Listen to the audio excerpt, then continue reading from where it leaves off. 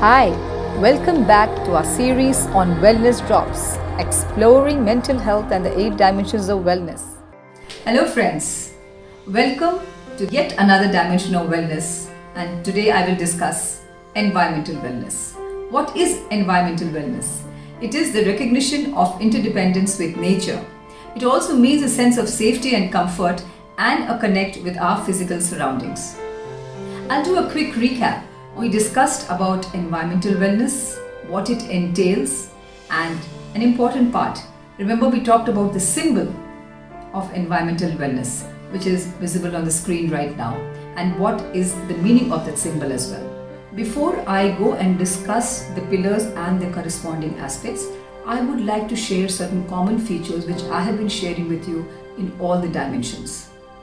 I mentioned earlier that since the 8 dimensions are interconnected with each other, their corresponding pillars and aspects cannot be in isolation. At some given point of time, you will find a very deep connect between the aspects of one dimension vis-a-vis the aspects of another dimension. Such is the close relation between all these dimensions. And it is also important to be completely aware and have an in-depth clarity and understanding of each of the pillars and their corresponding aspects. Only then we'll be able to do something about it. If we don't have understanding and awareness of something, there is no way we can do something about it, because we would not know what to do about it. And once we have complete awareness, it is important to accept the situation as it is, so that we are able to assess ourselves on these pillars and the aspects as they stand in a given point of time.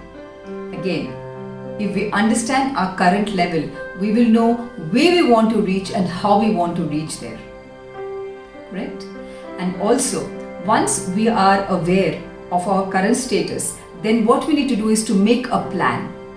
And once we make a plan or a strategy, then it is action time. As I keep telling every now and then, planning without action, it's of no use. Knowledge without implementation, it's of no use. Alright? And also, let me bring back to you the same point, that we need not practice or implement all this only in times of crisis or when we are faced with a problem or in a challenging situation.